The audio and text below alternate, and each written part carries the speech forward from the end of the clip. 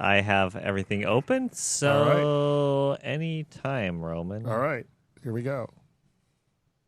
Welcome to the Macworld podcast. I'm senior editor Roman Loyola. I'm joined remotely by staff writer Michael Simon. Hi, Mike.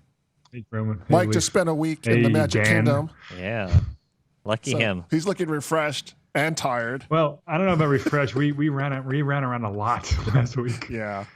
One day, I think I had 23,000 steps on my Fitbit app. So we walked a lot.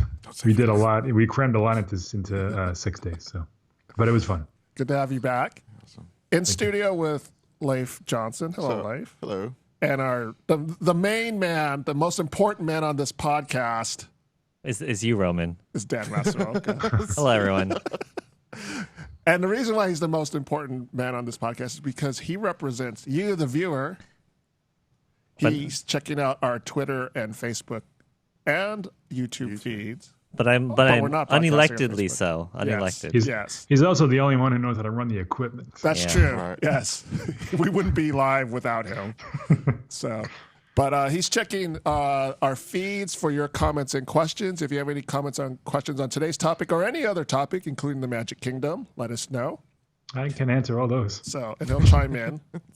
So today we're going to... Avatar Land is awesome, if anyone's wondering. Oh, Avatar Land. The Pandora is amazing. Today we're going to talk about HomePod and Apple Watch rumors and various other potpourri, Apple potpourri. We're going to talk about eGPUs and a little bit of what Leif has been working on. But first we're going to talk about the news, specifically... Breaking news. Someone's getting a phone call. Yeah, there's someone on the phone. Yeah. But the Apple, was it Mark Gurman again? Yeah. Yeah. Yes, he's been on a roll lately. Mark Gurman came out with a report earlier this week that Apple is working on its own subscription news service. Which seems to be a service that, I guess, if speaking about the environment as of late, news-wise, could be an opportunity for Apple to make a little more coin. So, Mike Simon wrote this up, and he brought up that Apple actually kind of tried this in the past, and I totally forgot about it. Mike, can you... I was a daily subscriber from day one until That's day like, 'cause zero. you actually signed up for it. I liked it, yeah. So, and can you talk about what the daily was? Yeah, it was, at the time, kind of revolutionary in that no one had really developed a publication strictly for the digital crowd. And it was only for the iPad. You couldn't get it on the iPhone or any other tablet. And it was by News Corp, and they had a whole newsroom dedicated strictly to this publication. It came out every day, and I think there was a weekend edition as well. I don't remember. And it was, it was pretty robust. It's with maybe 5 or 8 news stories. They actually broke some stories at the time, but it was ultimately it never really knew what it wanted to be. It wasn't a hard-hitting newspaper. Most of the stories it had were day old and gossipy and rumor stuff. So it never really found an audience. But it was a cool concept, and what was most intriguing about it is it was designed for that platform with touch and hyperlinks and all this cool stuff that you don't get from just looking at a static PDF on most of these kind of news delivery services. Yeah, I think that was the thing. It was when it was first released, it was meant as something to showcase the iPad. Yeah, absolutely. Mm-hmm. So, and that was its primary purpose. And then because it was really a magazine. Mm-hmm. So it wasn't like Apple's news app now where it fed you up breaking news. It was more like a magazine. It didn't aggregate anything. It was they did their own stuff, but it was updated throughout the day. Like if something broke, they did kind of go into the app and give you notifications. It wasn't like a up to the minute type of a thing, but they did push notifications. They did update stuff as the day went on, and the format was very cool. That's why I subscribed to it after the first year, because I wanted to see how it would evolve. And unfortunately, it evolved to dying less than 2 years later. Extinction. Yeah. Yeah, if any of our viewers were also subscribers to the Daily, if you can let us know what you liked about it and why you thought it failed, and if you have any thoughts on the Apple News service, let us know what those are too. I posted a poll yesterday asking people what would be the most they would pay per month for an Apple Premium subscription news service, knowing that No one wants to pay for anything. We were setting you up here. Yeah. So people and people, we encourage people to leave comments. And a majority of the comments, we got like a lot of comments in the first 3 minutes of this poll. And a majority of the comments were, I wouldn't pay anything. Why not zero? So where's the zero option? Well, as Jason Cross pointed out to us, if you're not paying anything, it's not a premium news service. It's a free news service. Yeah. So what were the other options? So the other options were $5, which a majority of people voted for, 83%. And I think the thing was, here's the flaw in the poll. A lot of people voted $5 because there was no $0 option. Yeah, there was no lower option, so they picked $5. 14% picked $10, and 3% picked $15. So we picked $10 in there because it was the price of the service that Apple. So Apple bought a service called Texture, and they charged $10 a month. Right. And it's pretty standard subscription price for a lot of things these days. Right. And then we put $15 just to see, so theoretically Texture would be under Apple's guise or whatever it is. It would be bigger or offer more. So would you pay $15? What Texture is? I actually signed up. I never even knew it existed until Apple bought it. Yeah. But it's pretty popular. It has on the Play Store, I think it has 20,000 reviews or something. Like, people do like it.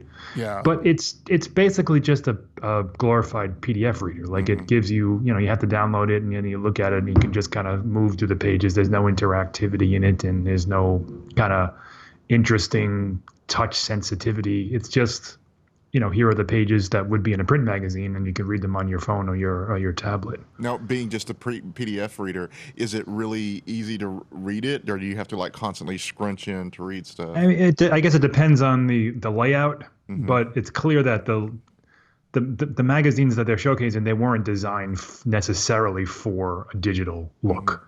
It's just, this is our print version, and we're porting it over to this format. In the sense of Macworld, we don't have a print format, so ours are a little bit more designed for that format because we have a digital magazine. But still, there's no way to interact with it. There's no animations. There's no kind of fun things that you get when you subscribe to the service, which is what I would like to see from Apple News. Do you mainly look at it through like a tablet, like your iPad? Or okay. Right. Or it's on the phone as well. But is it not as good of an experience because it's a smaller Yeah, screen? I mean, you, on the phone, obviously, you got to zoom into what you're looking at because it's, tiny. That's right. So wait, what were the results? Oh, the poll? Yeah, you bring up the poll, but you don't even give the results. It's like a gazillion for $5. Okay. Oh, yeah, 83% for $5, 14% for $10, 3% for $15. There was over 900 votes. So I have a question. Yeah. If there was an option of $0 but your personal information, do you think that would have won? That's an interest. Yeah, that would have been an interesting option to put in there. So if anyone has any thoughts on that, we'd like to know. If you're willing to give up a certain amount of your personal information, a la Facebook. Well, Yeah, the thing is, go ahead. In case you missed it, Dan's throwing some shade at Mark Zuckerberg right there. I could see them, alternatively, instead of $0, rolling it into some other type of subscription that they already offer, iCloud, Apple Music, something like that, and, make it a new type of plan or something where all of this is included. That would be a case where I could see possibly a $0 option happening. But yeah, Apple News is the $0 option right now. So it would seem as though a quote unquote premium service, which is what Gurman was describing, would definitely carry a subscription fee. Now, whether or not they can get to, if like what I've been waiting for forever is a service that I can pay $5 or $10 a month, probably 10, that takes stuff that's behind the paywall in the Wall Street Journal, the New York Times, or the Washington Post. I'm not looking for everything, but give me a smattering of breaking news and popular stories that I can read on, in Apple's format or in the app, whatever it is, and I'll gladly pay $10 a month for access to, a bunch of different, not just magazines, but news, breaking news, daily news as well. And it was unclear from the report whether or not that's the direction Apple's looking to go in. And it'd be really nice too. And especially we know as journalists, it's nice to have the money coming in. But when you start getting these specific subscriptions to places like the Wall Street Journal, New York Times, and stuff, it really starts getting expensive. Yeah, I subscribe to the Times. I subscribe to the Post. I subscribe to my local paper, the Hartford Courant. Good for you. And yeah, it's like $30 a month. But I like to support journalism. But there's only so much I can afford to do it. I'm a lowly journalist myself. Well, I think that's the other thing is that people who like supporting journalism are in the small minority. Right, exactly. It consists of journalists. No, that's very true. That's about it. So, I mean, as this poll showed, most people are not willing to pay. That's right. For news. But I think one thing. They probably have ad block running too. Yeah, a lot of these people probably have. A lot of people have ad blockers. I mean, I even use an ad blocker, but it's more out of trying to get my website to work on my Mac than blocking ads. I just lost my train of thought. Sorry. But anyways, yeah. So, a lot of people are not interested in paying for news. Or is it? I mean, I think it might just be too much because I feel like a lot of these news, for a single website, charge the same amount that Hulu or Netflix charge, right? It's true. Yeah. Right. Yeah. Well, if Apple can find a way to get all of these major publishers to agree on a flat rate, that would be revolutionary in itself. Right. I have to admit, I would like to see a better customized experience. My problem with Apple News is I really just have it set up for tech and games, which is really what I want to know about, and some environmentalism stuff, but that's me. And but the thing is when you look at the app, you have to scroll through 15 seconds worth of real news, which I can get through Twitter or something like that. This is what I would like to use the app for, is the stuff that is specifically catered towards me.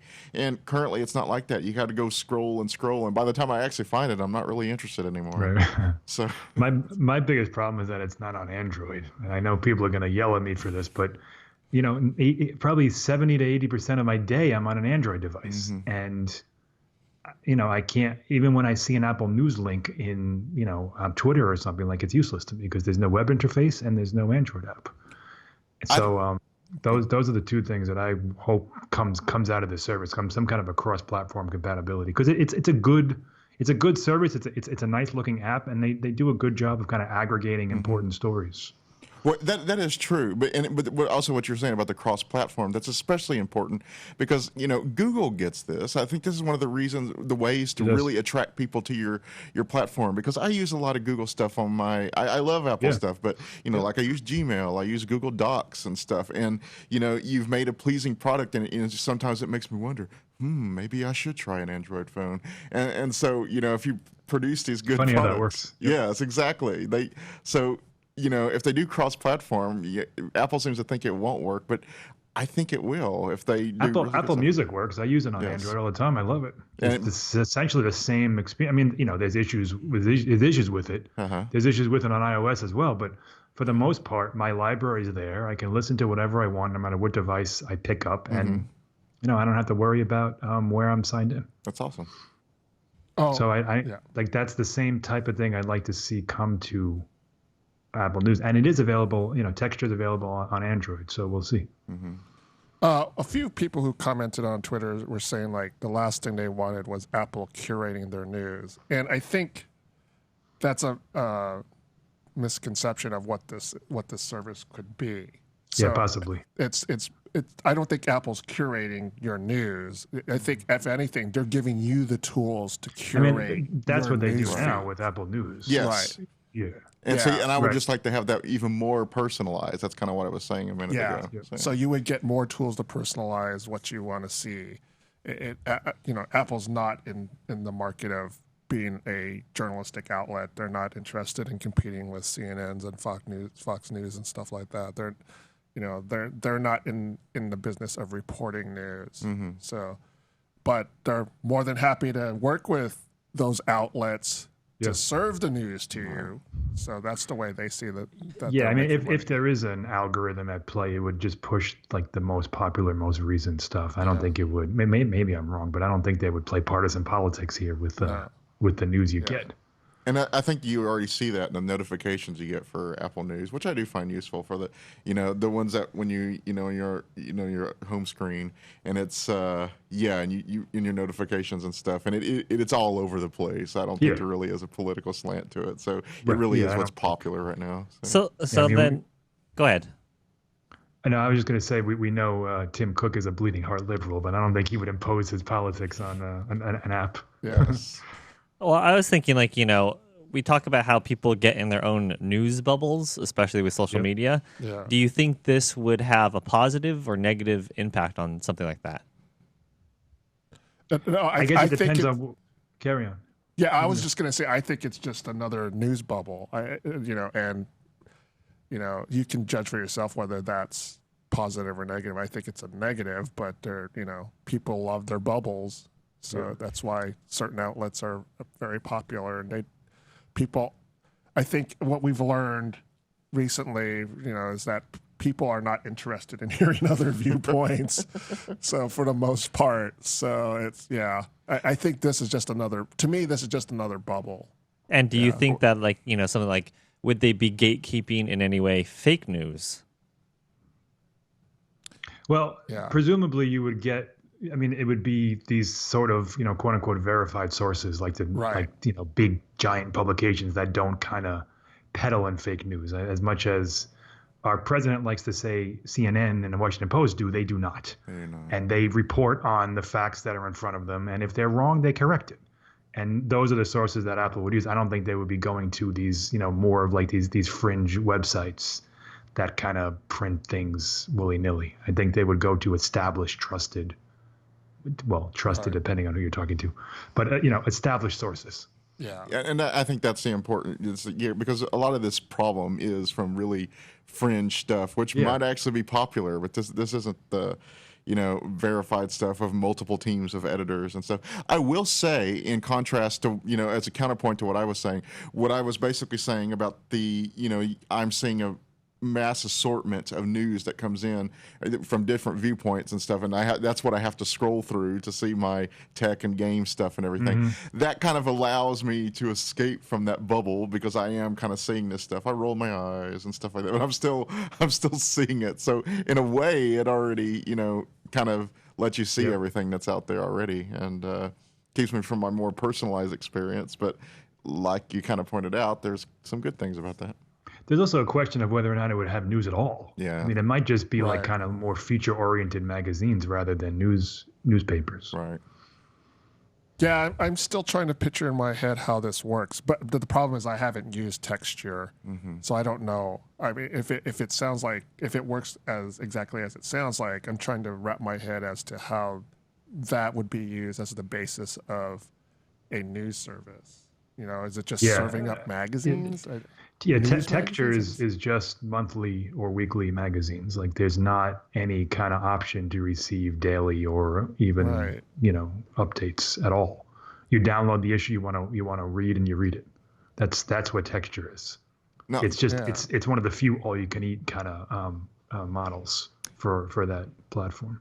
One thing I see as a problem with this focus on magazines, long form, and stuff like that is, I hate to admit it because I actually don't like brief articles. I believe they leave out a lot of nuance and stuff like that. I mean, I'm not talking like 4,000 word monstrosities or something, but enough to get your point across, that with letting you see all the different viewpoints and stuff. The problem is I'm a journalist, I read this stuff like that. But the truth is most people don't like to read all that. And, I'm thinking that when we were talking about what, being features, I can't really see it leaning too much on features because as much as it hurts me to say, I don't think it's going to be that interesting. People are going to want to see more bite-sized news. When I say bite-sized, I mean like 500 words or something. But I think it would be more strong if it focused on, basically what we see, but in a different type of presentation. Well, presentation's the other issue. Like, will Apple be working with these publications and publishers to develop like they do now? I mean, when you look at a story in Apple News, it's designed. There's a certain design language they use. Definitely. Would that carry across to full magazines? I don't know. Maybe. Yeah. I mean, in my world, I'd pay $20 for a service that collects things from like 100 different paywalled news services. Right. I happily pay for that. Like local things and national things and, TV like Fox News, whatever it is, all this stuff collected, and I can kind of filter through all of it, things that I wouldn't normally see and things that I wouldn't normally pay for. Right. In a one kind of all you can eat service. And I know Google said they were dead, but I still use RSS feeds. So yeah, I do too. But those can get overwhelming too because you get that's everything. Right. You get it's just a bucket of everything. Yes. Presumably, Apple News service would be a little bit more tailored to both the current stuff and things that you're interested in.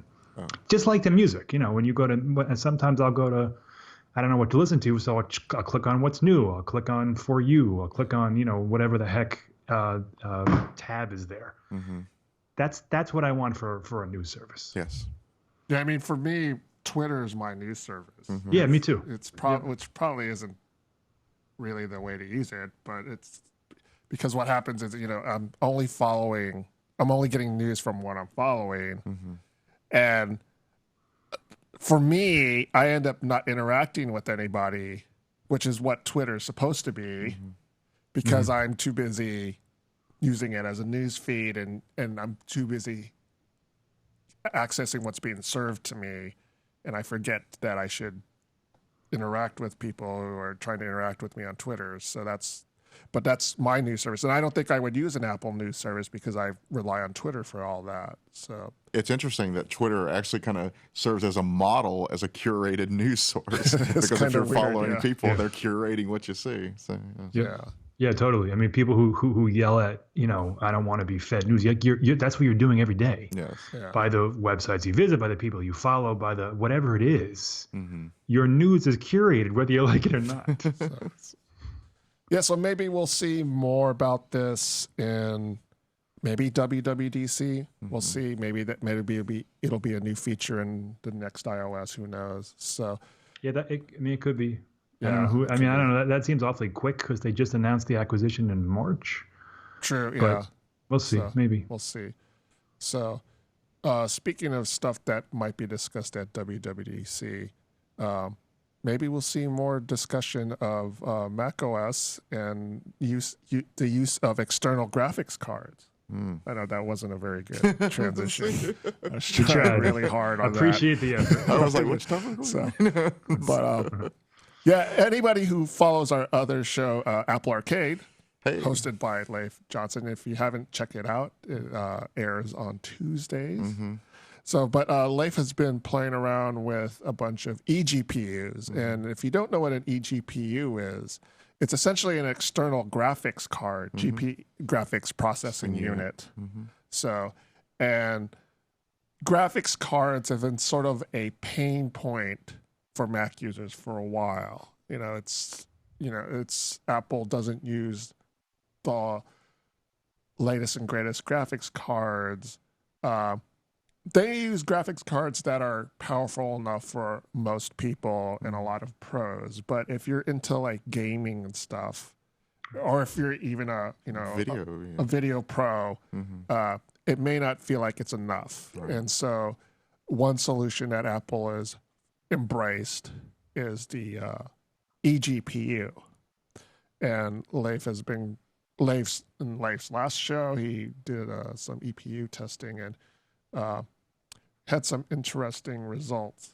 So first off, why would I kind of discussed why would I want an eGPU? But does it really, is an eGPU really a viable solution for people who are really demanding?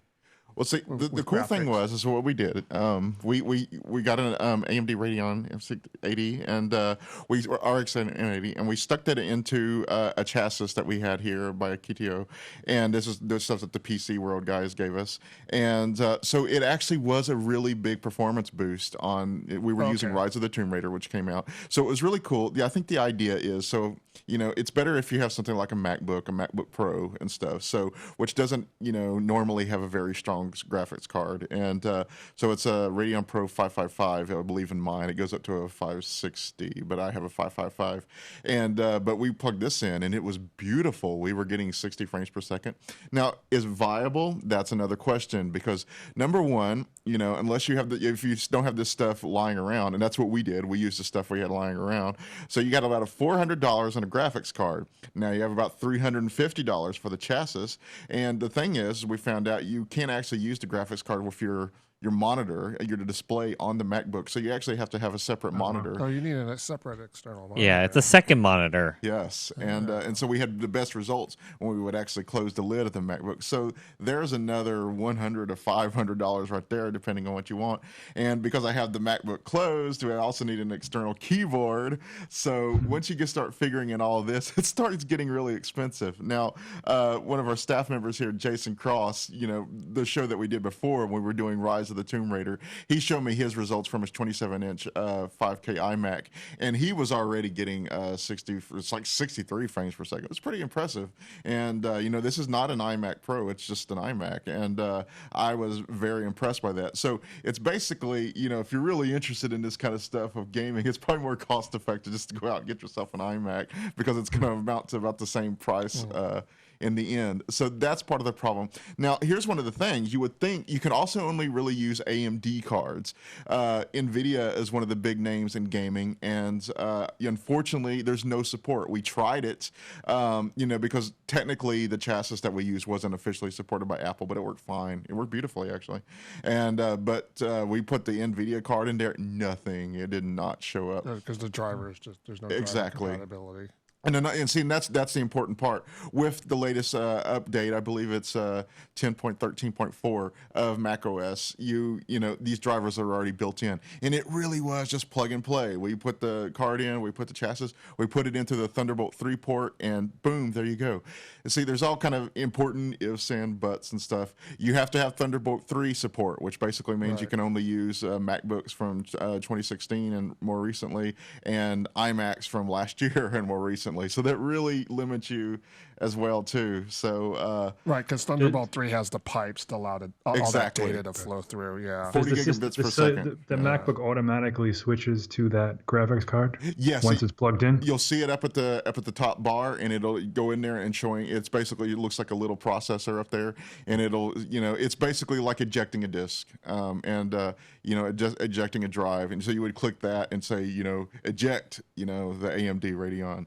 And it would do it. It's super simple, but you can only use AMD. Now, here's the weird thing. Here's where it starts getting really technical and sad. You can't use the cards with Windows through Boot Camp. So, meaning if you wanted to use an NVIDIA card and you're like, I'll just play my games on my Mac through Boot Camp on Windows, you can't. It doesn't work. And apparently that goes for all cards. There's no support through Boot Camp currently. It's possible to do it with some heavy coding work, but that's way beyond my skills. There are a few dozen people who are going to be very bummed about that. Yes, and I have not tried it out myself, but my focus was on games. But I have heard from other people that, get this, it doesn't even work with video encoding, like if you're trying to export a video. And you would think, being Apple, that would be what they really want, not gaming and stuff like that. You would want it for Yes. Wow, that's bizarre. That is super bizarre, and it's super sad. I mean, it seems like it's still something that's still a beta, and people have been wanting. It's really nice. It really works. Like I said, for Rise of the Tomb Raider and stuff. And the performance boost were really impressive. We weren't even using the greatest card, but yeah, it's very half baked, and you got to go through a lot of caveats and stuff to get it to work the way you want it to. But this feature is still considered a beta feature?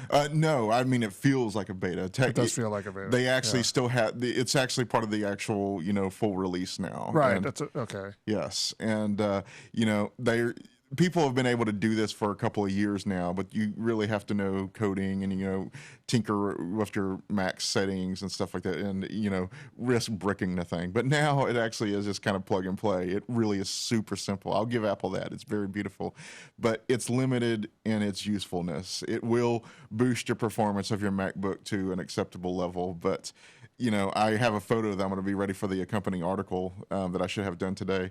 But this whole desk that we're working on was just filled with stuff that we had connected to it for our little MacBook. So. Just so you could get better graphics. Exactly. What's funny is that it doesn't work with the Mac Pro. Yes. Because it needs Thunderbolts. Exactly. It's crazy. You'd think that would be the audience Apple was targeting, people who bought that thing, right, and now realize that they can't upgrade it and they're stuck. But sorry.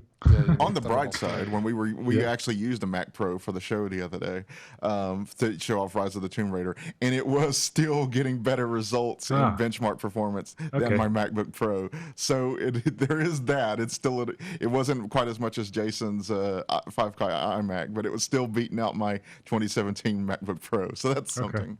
There you go. Yeah, and that's what, a 3-year-old? 2013. Yeah. It's 2013. Or a 4-year-old. I'm a 4.5 or something. Yes. That's absurd. Yeah. So, yes. But that's interesting that, the gaming usage is there, but the professional usage, right, support still needs to be worked on. Yeah, this seems like a stopgap solution between the iMac Pro and then whatever the new Mac Pro is for people who really want to, I guess, use their MacBook Pro for higher end. Yeah, I don't even know. Honestly, who's going to buy this? Well, I mean, when you're talking about that kind of an expense and that kind of a setup, like it's certainly not mobile. Right. So you're stuck at your desk playing the few games that are allowed on a Mac? I don't know. See, I think that's the idea when you say it's not mobile. Is the idea, I think, is you go and use your MacBook out in the world and, do all the other stuff like that. But when you want to, play a game, because, you're not really going to be playing a game like Rise of the Tomb Raider, or at least I'm not, out in the coffee shop or something like that. So, when you're in a mood where you want to you devote a few hours to a game, you can just plug it into your chassis there and, plug it in and boom, I'm ready to go. Oh, and plug it to your monitor there and plug it in your keyboard. Then you're ready to go. And games take up a lot of room too. So when I'm leaving out, if you want to run more than one game, you'll probably have to attach an external hard drive to keep your games on. So $2,000 later, you can play your games. Exactly. when you could have just bought a dedicated PC. Yes, exactly. PC for that price. And in the Apple ecosystem, like I was saying with Jason's computer or a 27-inch iMac, that's another important thing. Keep in mind that even after you spend all this same money, you're still locked into Apple's current situation with games, meaning you still are playing the games that are currently supported on Mac. You can't even use Boot Camp. Right. So Exactly. Yeah. So don't think you're going to be able to play The Witcher 3 or Doom or something like that right off is Doom supported? I don't know. But right off the bat. So, yeah. I wonder if this is kind of hinting at the route that Apple might be going with the Mac Pro and making it like, semi-modular where you kind of have these add-ons on the external side versus internal.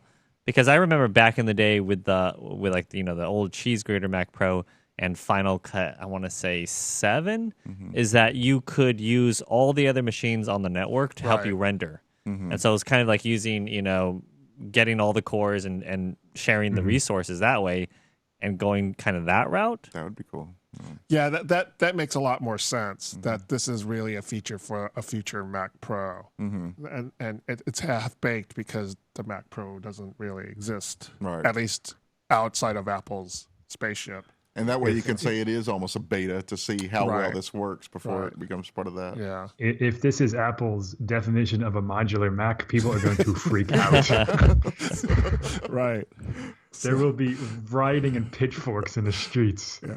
When WWDC, when they take the wraps off the Mac Pro, it's all individual boxes. Here's the CPU. Here's a USB box. They'll set the stage on fire. People will break the windows. Right. It's all individual box. There's like 12 boxes. Each component is on it's a separate box. Well, they would keep the trash can style, but instead of it resting on your desk, it's just a tower from the floor. Yeah. So. One question I asked. You didn't happen to do any Bitcoin mining with the box, did you? No. And we were actually surprised. We actually did some price comparisons, and it looks like the stuff that we were using was at an affordable price point. I mean, it's what you would expect normally without, because some of those cards were going for $1,500 for a while, and but no, even the GeForce GTX 1060, which is a really good contemporary card, it was still selling about $400. That was the one we tried to attach, and it didn't do anything, which would be, magic and textures and shadows and everything on a PC, but it just does nothing on a Mac. Right. Well, that's the thing. Even if you did want to do this, would you be able to find the graphics card that you want to buy? When I was looking through Amazon, Newegg and stuff, they were all available. They are available. It's now. just how much you pay for them, right? Right. Yes.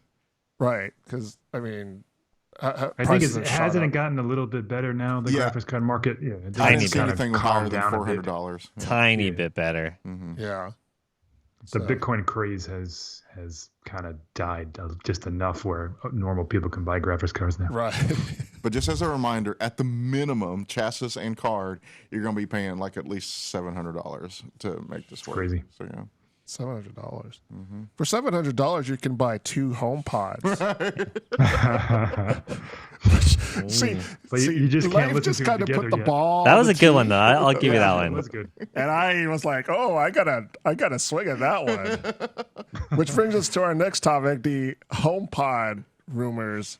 So I don't remember which analyst it was, or said there was news earlier this week that the HomePod isn't selling very well, and Apple has cut back its production, and that Apple is possibly working on a lower cost HomePod to appeal to the masses, to put the HomePod in more stores and more homes. I mean to say. So maybe you could buy 4 HomePods for your $700.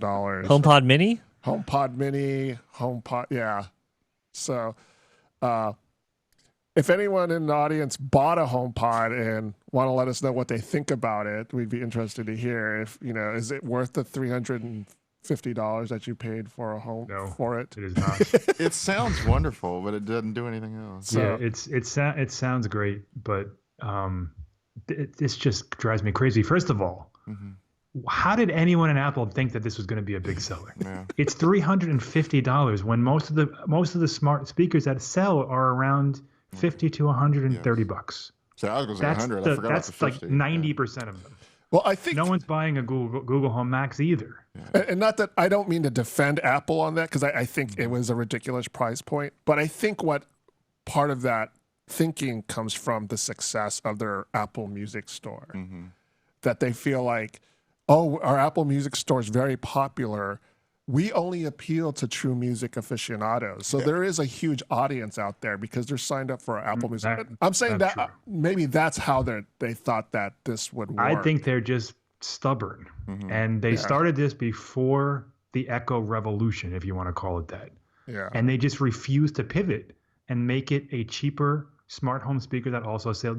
Listen, HomePod is fine if you have a smaller or cheaper one with it that you can also sell to people who don't want to spend $350 on a speaker. Otherwise, you're not going to sell them to many people. Yeah. That's just the facts. Yeah. I have 6 or 7 of these things in my home, and they all cost $100 or less. That's just how it is. So you spent your $700 on Yeah, that. right. No, it's very true. And HomePod doesn't even do a lot of the stuff that they do. What's amazing to me is that it was so hard to just control it from my phone. I know you could do. Yeah. Well, actually, on the networks that we have here, on the Wi-Fi networks, because we have a certain security, it was actually quite of a pain to get it to work. Period in this office. It took me like 3 hours to get mine set up when it first. I still don't know what the problem is, but it kept spinning and spinning and spinning until finally it worked. But I'm not even forget all that. Yes. Let's pretend that it's a beautiful, seamless setup and it works beautifully. It doesn't do enough and it's too expensive, and that's it. Yeah, It's true. There's no way to cut that nicely. So Apple was crazy if they thought this was going to be a big seller. So is it not selling because Apple overestimated the music enthusiast market, or is it not selling because Siri doesn't work? Well, first of all, about the music enthusiast, I want to throw in something here. I think they overestimated how many people are like audiophiles. People they love music, but as far as understanding the nuances, I'll say one thing: as a person who lives in urban San Francisco, where we live on top of each other and everything, that thing you can't really adjust the bass on it. And so when I hear that thing and I listen, thinking about taking it home, and it was like, man, that's going to be shaking the whole apartment. What audiophile doesn't want an equalizer? Yes, exactly. Not zero of them. And first of all, you're dealing with the lossy streaming. You're streaming anyway, so you're not dealing with the best possible quality. Yeah. And didn't Neil Young teach us anything with that stupid Pono player that nobody wanted? Like, this market doesn't exist. There is no audiophile that wants to stream music. It doesn't exist. They don't exist, and if they do exist, they're so small Apple wouldn't care about them. Yes. So we have a few comments. First on Twitter, they're also not dorm friendly because you can easily prank people by airplane to it without a lock. Oh God, that's true. That's true. Oh man. And then on YouTube, Talman is saying, so Apple's take is going to be, so you didn't like what it does at $350, so we'll take away half its functionality and reduce the price to $299. Sound good? Oh God, $299. They need to make it at least $199. Yes, at least. Yeah, $199 is even too much. Yes. The Echo Show is what, $230 normally, and it gets discounted all the time, and that comes with a 7-inch screen. What's the cheapest Amazon? It's 50. The 50 with the Pocky Poke one. It's on sale for $30 a lot. Yeah. Of course, they're the marketplace and they can do that kind of stuff. Yeah. And Amazon does, a million more things than HomePod does with Alexa. Right. It's not even close. You literally can't play a game on HomePod. Like, you can't do anything like that. Like, Amazon has 20 questions and all these fun things. Nothing.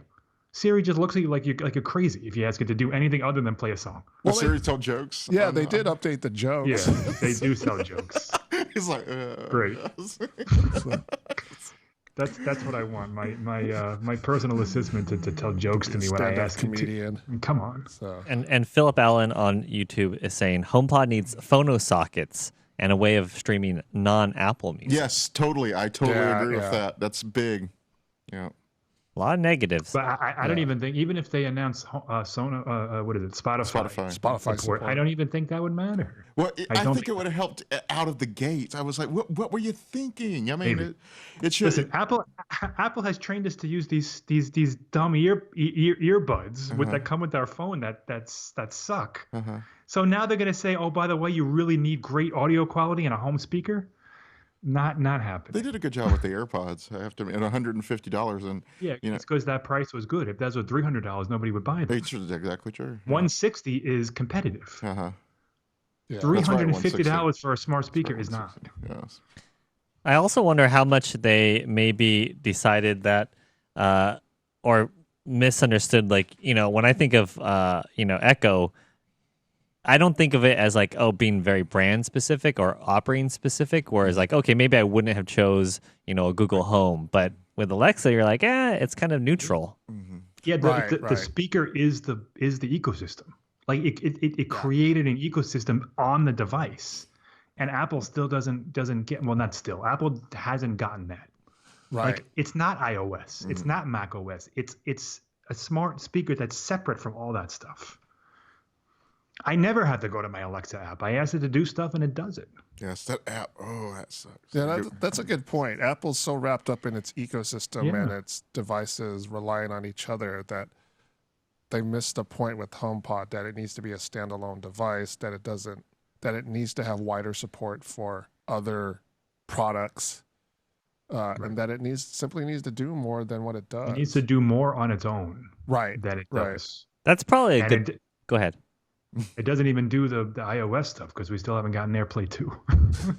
You know, I was just thinking about throwing the walled garden phrase out there, and this is totally, secondary, but it just occurred to me that whole design of that new facility is very much a walled garden. Yeah, it's like literally a walled garden. I'm sure somebody else has thought of that, but it just hit me now. And on Twitter, Blue Gray says, "I'll get one when Siri improves. I don't trust Google or Alexa." I think that's a good point. Yeah. I'm down with that. Sure, Apple's privacy is leaps and bounds better than Amazon and Google. Sure, but you're sacrificing a ton of functionality to keep your words private. Right. That's true. Listen, I don't care if Amazon hears me talking. What am I saying that they have to hear? I don't care. Right.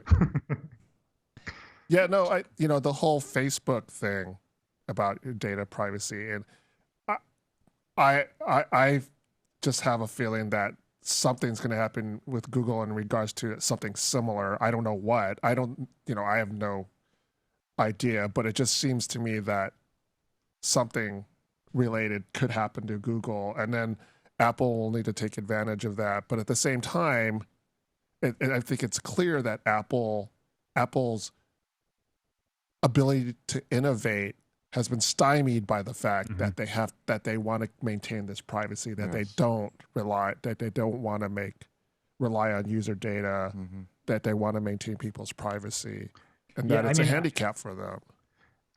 If it's a handicap for them, they've had more than enough time to figure out a way to do machine learning locally.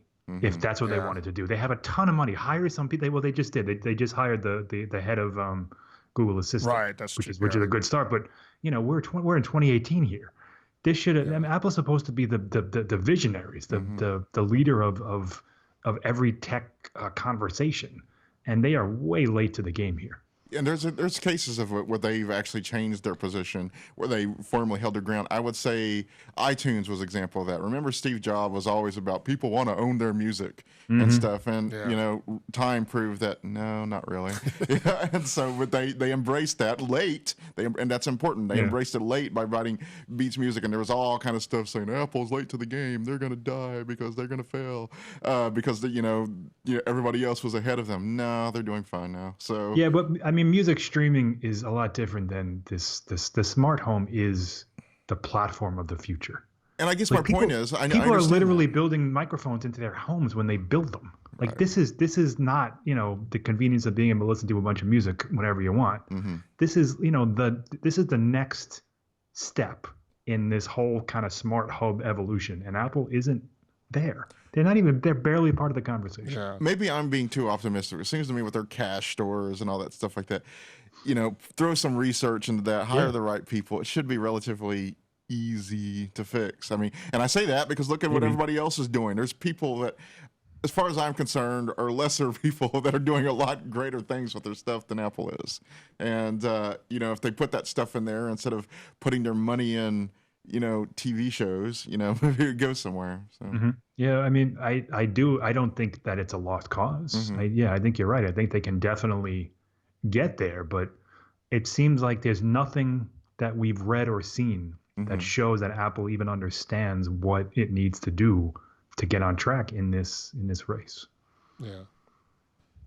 Well, speaking of Apple opening its doors and supporting third parties, there was a rumor published earlier this week that the Apple Watch could possibly be supporting third-party watch faces. But wasn't this rumor sort of dispelled quickly? A little bit. It wasn't a rumor. It was a 9to5Mac. I apologize. I don't remember. Maybe Zach Hall. They found a string in the latest iOS. Oh no, the latest WatchOS beta that pointed to third-party something Right. bundles.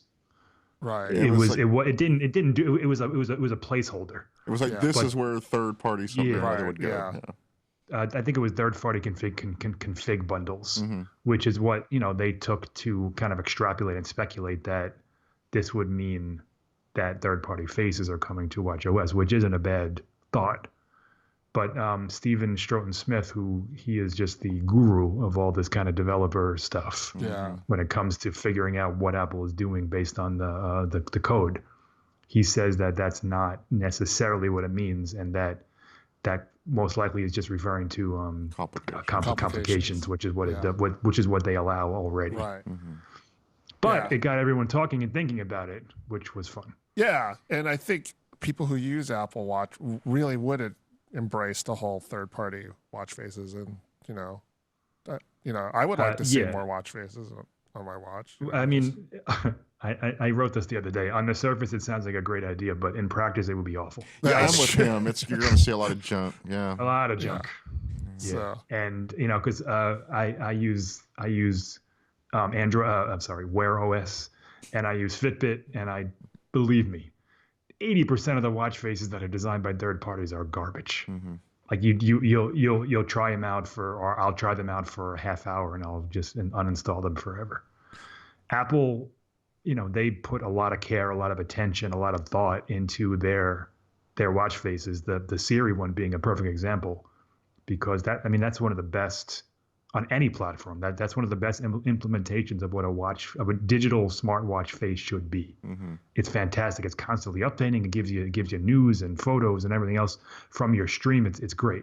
I wish they would open that up to third party like ESPN and other weather things and things like that. That would be fun. Mm-hmm. But I just don't see how third party watch faces just kind of willy nilly would be useful. If it becomes something, it's going to be heavily controlled by Apple. They're going to be a big gatekeeper. I don't think it's going to be. Too. Yeah. I mean, they haven't, changed the screen for, like, they haven't allowed third-party people to adjust the screen, on the iOS. So why would they do that for the watch? yeah. Yeah, I do agree. I mean, on the watch, that screen is like that's where you spend most of your time. Mm-hmm. And I just can't imagine Apple relinquishing that level of control, because it cheapens the experience. If you put on a crappy watch face, like your whole watch sucks all of a sudden. And not only that, you were saying cheapen the experience. Is there any, because I know that's one of the things they're worried about with iOS, is there any worry that, some kind of customized screen like that would actually ruin the iOS experience, like have a potential of a bug going there? And Yeah, sure. Yes. I mean, if depending on how vigilant Apple is with its gatekeeping, I mean, yeah, we get apps in the App Store that crash your whole phone every now and again. Mm-hmm. I mean, yeah, that's not out of the question. It's it's less likely that it's more likely that it would be just a poor design. Mm-hmm. But yeah, it could be a something where you raise your wrist and your whole watch crashes. Sure. Right. Yeah, I said I would like to see third-party watch faces. What I meant to say was I would like more of the ability to customize my watch Sure. face to what I want. Yeah, I mean, there's actually a pretty decent level of customization on Apple Watch. But yeah, I mean, I feel like I would like we more always tools. want more. Yeah. Yeah. When I want customization, I have one right now. I just used a photo one and I put a different wallpaper in and do do complications. And and then sometimes I switch back to one of the other ones and stuff when I need a little bit more on-to-go information. But my point, I admit, when I got an Apple Watch, like 2 days later, one of the first things I did was look for a custom watch face, and I too found it. Oh, that's not accepted. I don't know that I really need. I was surprised by how not excited I was about that when the rumor first dropped, and so I've kind of learned to live with it. And like I said, making the the backgrounds change has kind of made me happy enough for what I have. Yeah, so. and there's a lot of cool ones. The Kaleidoscope is cool. It's always changing. The Toy Story one is fun. I mean, Apple, they're not just simple watch faces. That's what you get on when you look through the Google Play Store or whatever it is now, the Wear OS store. 90%, not 90, but like a large portion of them are just simple circular faces that they're just like different metals and different, like there's no point to them. Mm-hmm. Apple gives you something that is fun and interesting, and I wish they would come out with more of them throughout the year, Yes. rather than just throwing them all in with every major update. Mm-hmm. But I think the 20 or so that are available are they're all better than their competitors. Mm-hmm. So just to, there are a couple more little Apple short tidbits that we could talk about, Apple related news and rumors. So today, this morning, there was a speculation that the iPhone SE2 is imminent. It kind of showed up in a regulatory filing in the EU, I believe. Mm-hmm. Well, no, not the EU. It was Eurasia, but yeah, right, it's over there, Eastern Europe. Yes. So in Eastern Europe, you have to file certain documents and stuff, and then what happens is people access those files, and there are model numbers, and you can extrapolate what the model numbers mean, and somebody figured out that one of these models could possibly be an iPhone SE2, which maybe would be nice because the iPhone SE is what, 2 years old now? 2 years, yeah. March of 2016 it came out. Yeah. And we thought it would happen earlier this year, but when Apple had an education event instead of a general new product event. So, and they didn't introduce an SE2 then. So then we were wondering, well, when is it going to happen, if it's ever going to happen? Because September felt like a little long in the tooth for that. But anyway, so maybe there's an SE2 coming. Were there any specs? There weren't any specs. No, it was just straight up model numbers. What's interesting, two things are interesting. One is that this is how we learned of the new iPad that was coming. Right. Through an ECC filing. And number two, man, there were a ton of model numbers. I think there were 11 of them, which is way more than there usually are. So I don't know what that means. I was targeting. Basically, it changes. It has a new model number for the modem inside it. So AT&T has one, Verizon has one, but I don't know what that means. If that means there's a bunch of different kind of territories it's targeting with different modems, or if there's going to be that many different models, or if it has nothing to do with the iPhone SE at all. But they were definitely iPhone model numbers because it was the A and then a 4-digit number. Yeah, I just like to say that must annoy. I mean, the ECC must annoy everybody because Android phones too. This is often where a source of leaks come from. It's all these filings from this place. Yeah. I mean, it doesn't tell you anything. It just tells you not like it does. There's nothing. Right. It's not like an XHC filing where there's pictures and stuff. But yeah, it must still burn them up because Tim Cook sent out that letter last week. Right. There was also in another related. Yeah. There was a memo that another Mark Gurman story talked about. I think late last week about how Apple sent out a memo telling people stop leaking our stuff. Yeah. Which was and the memo got leaked to Mark Gurman, who promptly published the memo. I mean, it's the greatest thing is like somewhere in Apple, there's someone looking for the leaker of the leaked memo about leaks. So, yeah. So I mean, Mark Gurman. What was interesting in that is they kind of threatened all their employees with like jail time for leaking stuff. Apparently, you can tell their commitment to privacy extends to their employees. So they would have found that already. Yeah. I mean, it's impossible for Apple to not. It's impossible for anyone, but when you're at that size with that many employees all around the world, it's just impossible to stop things from getting out. It's the last product that I can remember that we really knew nothing about was Apple Watch.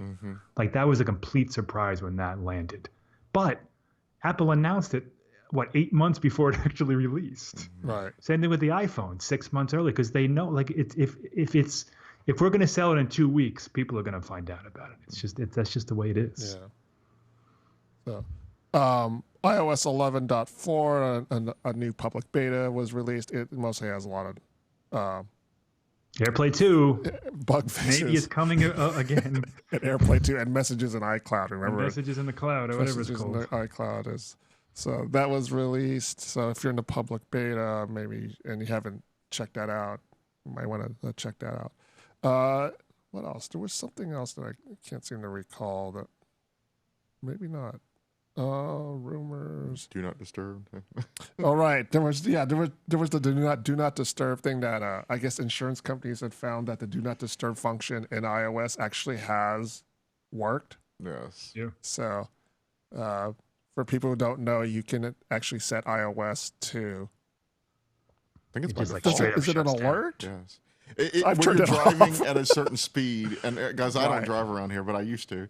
Yeah, you try to look at your phone and it'll say you're driving or something. Don't look at that phone. Yeah, so yeah. Hey, stop looking at me, kind of thing. So, and insurance companies say, yeah, it actually kind of works. So, so if your insurance rates are high, try it out. Maybe you can get a lower rate.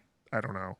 So, but I think that just about does it for this week's episode of the Macworld Podcast, episode 601. 601. On our I way missed to the next 600. Unfortunately. We only got 599 to go. Only 20 more years. 20 more years to go. So I'm good for 666. So we'll do a special edition of the 666 podcast. So maybe we'll do it at night. Right. Big audience there. So That'll be what next? I guess around August. 666. It takes 66 yeah, weeks from now. 65 Yeah, weeks. August. Is So, 5 weeks. but yeah, that just about does it for this week's episode of the Macworld Podcast. If you have any comments or questions, please let us know. We'll take a look at those. But I'd like to thank Mike Simon on the East Coast. East Coast. Thanks, Cold, Mike. rainy. So I'd like to thank Leif. Thank you very much. Look at my Leif. sunburns, Mr. Cold and Rainy. Thanks to Dan, our producer. Thank you very much. Thank you, Dan. Roman. And thank you to the audience for participating. Join us next week, Wednesdays at 10 o'clock Pacific. We'll talk about the latest and greatest coming from Apple. Thank you very much. Thank you.